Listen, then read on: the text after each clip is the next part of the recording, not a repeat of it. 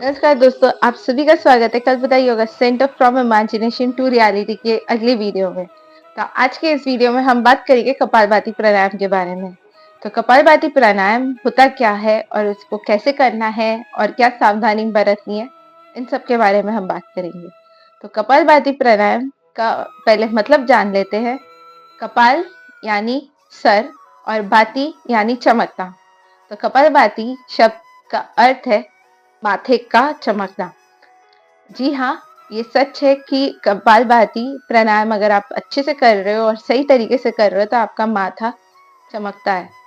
हमेशा ध्यान रखिए कि जब भी आप कपालभाति प्राणायाम करें तो हमेशा सही तरीके से ही करें, वरना ना ही करें तो अच्छा है।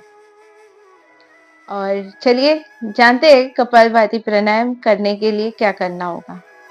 सबसे पहले अपने हाथों को चिन्ह मुद्रा में रखना होगा, यानी कि अपने अंगूठे और तर्जनी उंगली को जॉइंट करना होगा, उन्हें आपस में जोड़ना होगा और बाकी की 3 उंगलियां सीधी रहेगी और उसे अपने घुटनों के ऊपर रखना है। अब आपको अपने कंधे को सीधा रखना है, आपकी कमर को सीधा रखना है। अपने कंधों को इस तरीके से ना रखिए, कंधे इस तरीके से सीधे होने चाहिए। और फिर हमेशा ध्यान रखिए कि कोई भी प्राणायाम करते वक्त आप अपनी आंखों को बंद रखिएगा। आपको सांसों को सिर्फ बाहर छोड़ना है और अपने पेट को अंदर की ओर धकेलना है। आपको बस अपने पेट को अंदर धकेलते जाना है और सांसों को बाहर छोड़ते जाना है। यही है कपालभाति प्राणायाम। कोई भी पोस्चर में बैठ सकते हैं, जैसे कि मैं अभी सुखासन में बैठी हूँ। आप सुखासन, वज्रासन, सिद्धासन, पद्मासन कोई भी पोस्चर में बैठ सकते हैं। तो चलिए शुरुआत करते हैं कपालभाति प्राणायाम की।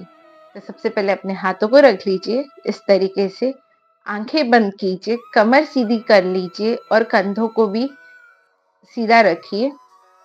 और फिर अब खाली सांसों को बाहर छोड़ते हुए और पेट को अंदर की ओर खींचते हुए आपको इसे स्टार्ट करना है। तो जोर जोर से लीजिएगा सांसें। चलिए।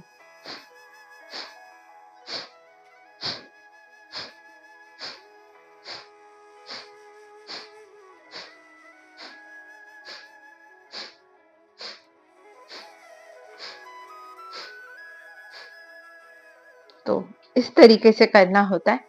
और एक और एक बात का ध्यान रखिए कि हमेशा प्राणायाम खत्म होने के बाद अपनी आंखों को कुछ देर तक और बंद रखिए और साथ ही साथ ये देखिए कि आपकी सांसें किस तरीके से चल रही है।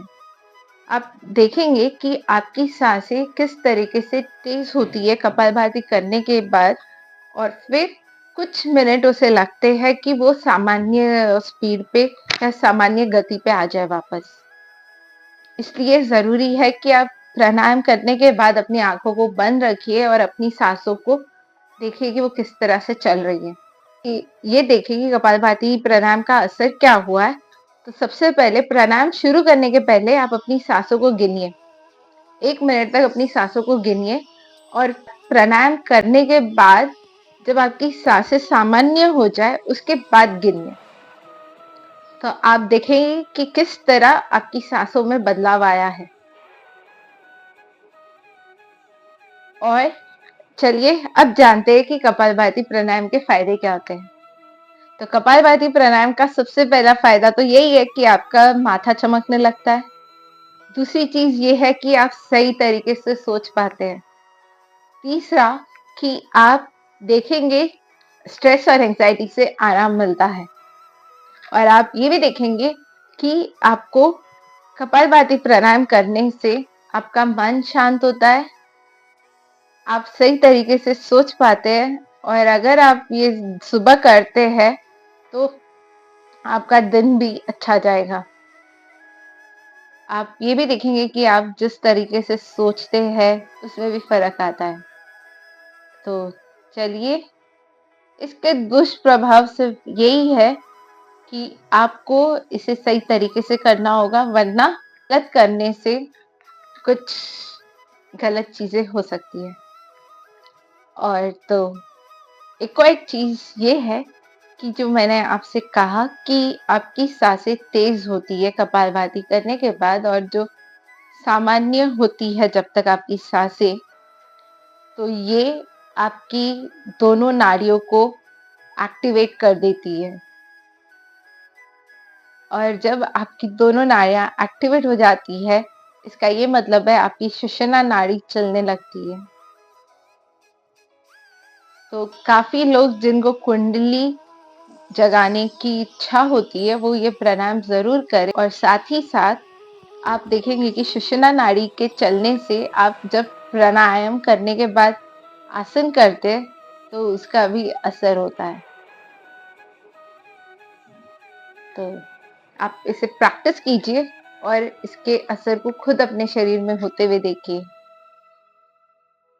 तो चलिए, आज के लिए बस इतना ही। मिलते हैं अगले वीडियो में।